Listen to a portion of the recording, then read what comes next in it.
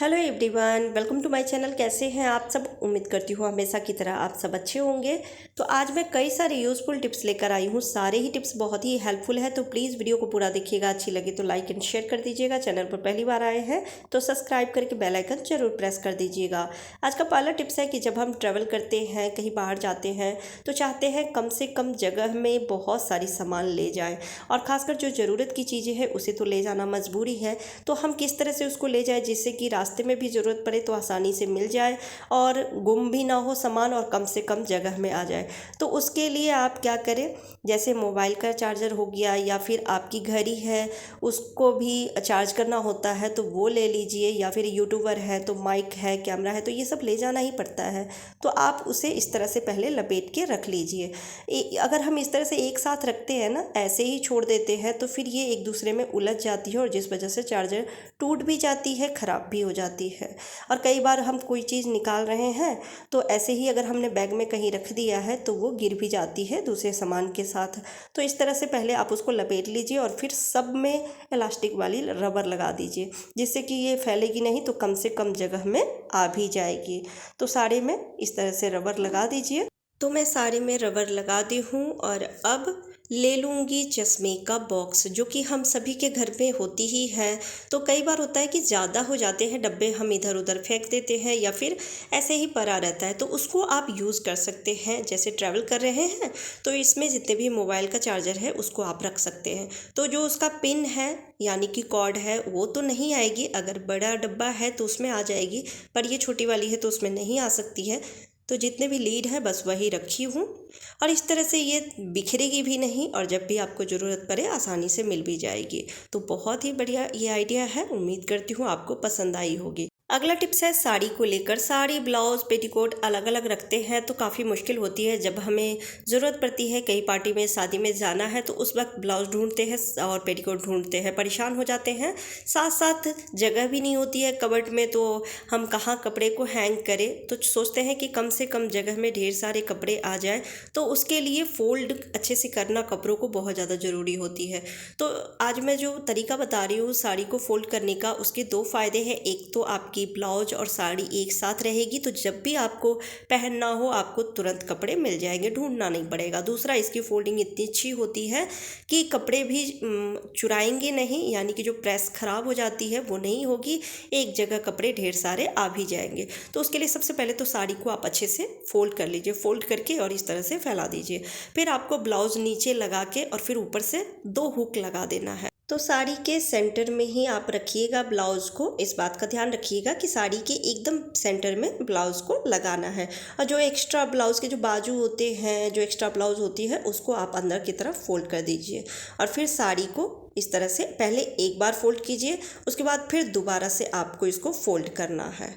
तो आप देख सकते हैं, इस तरह से देख के समझ में आ रही होगी। और अब जो एक्स्ट्रा साड़ी बची है उसको हम ब्लाउज़ में अंदर जो पॉकेट बन गई है उसी में हम इसको सेट कर देंगे। इस तरह से बहुत अच्छे से साड़ी की पैकिंग भी हो जाती है, बिल्कुल भी ये बाद में खुलती नहीं है, और एक जगह आपकी साड़ी ब्लाउज़ रहेंगे भी, जब भी आपको ज़रूरत पड़े आसानी से मिल जाती है, और देखने में भी बहुत प्यारा लगता है। तो इस तरह से कबर्ड में ढेर सारी साड़ी और ब्लाउज एक साथ रख सकते हैं। तो उम्मीद करती हूँ आपको ये आइडिया पसंद आए होंगे। अगला जो टिप्स है उसके लिए ले लेना है हमें बोरी। तो जो बोरी है प्लास्टिक वाली, ये हम सभी के घर में होती ही है। जैसे ग्रोसरी का सामान मंगाते हैं, चावल हो गया, दाल हो गई, तो इस तरह के पैकेट में भी आते हैं, कार्टून में भी आते हैं, तो इस तरह के बोरी में भी आती है।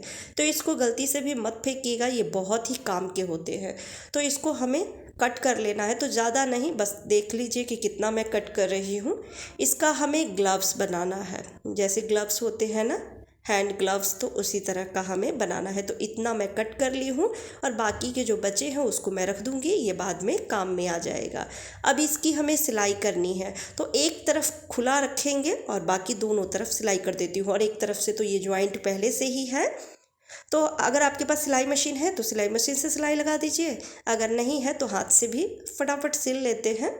तो इस तरह से धागा को थोड़ा डबल कर दीजिएगा ताकि मजबूती से सिलाई हो, तो ये काफ़ी टाइम तक चलेगी। तो इस तरह से हम दोनों तरफ इसकी सिलाई कर लेंगे। तो एक तरफ सिलाई हो गई है, अब इसको यहाँ पे गांठ लगा देती हूँ और अब दूसरी तरफ इसी तरह से सिलाई लगा दूँगी। ये बहुत ही बढ़िया ग्लव्स तैयार हो जाती है और इसको हम यूज़ कैसे करेंगे आगे मैं बताती हूँ। तो पहले सिलाई कर लेती हूँ।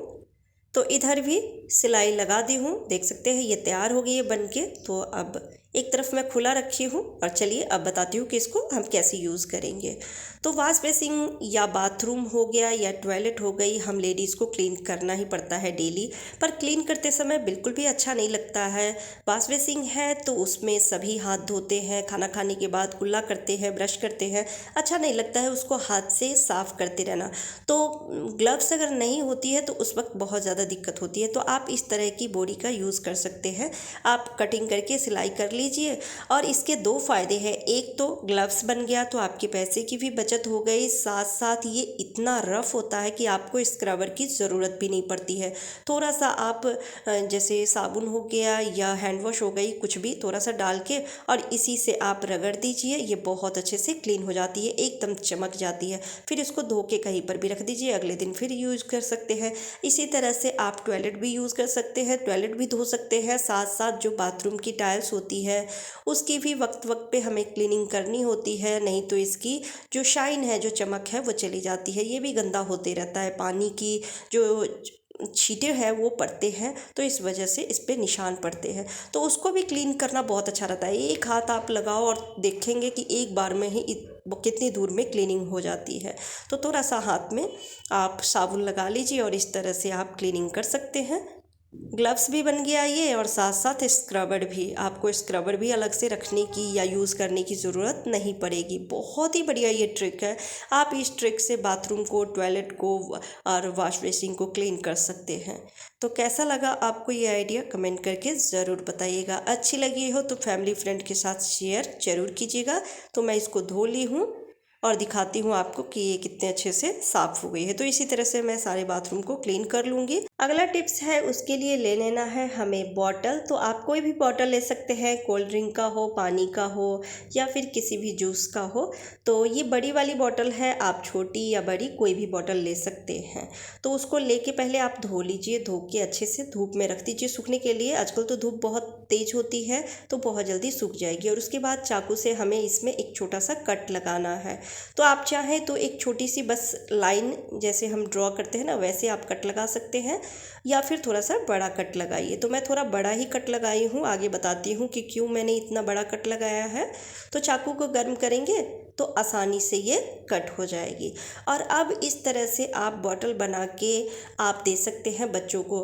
बच्चों को कोई भी गेस्ट आते हैं या फैमिली मेम्बर ही बच्चों को थोड़ा बहुत पैसे देते रहते हैं, तो उसको सेविंग करना हमें ज़रूर सिखाना चाहिए। तो पिगी बैंक मार्केट में तो मिलती है लेकिन महंगे महंगे मिलते हैं। तो इस तरह से आप बॉटल बना के देंगे, बच्चों को भी अच्छा लगेगा और उन्हें अच्छी हैबिट पड़ेगी कि वो पैसे को खर्च करने के बजाय सेव करेंगे। तो सिक्के तो आसानी से चले जाते हैं पर नोट जो है वो नहीं आसानी से जाती है, फटने का डर रहता है। तो इसके लिए मैं थोड़ा सा बड़ा कट लगाई हूँ।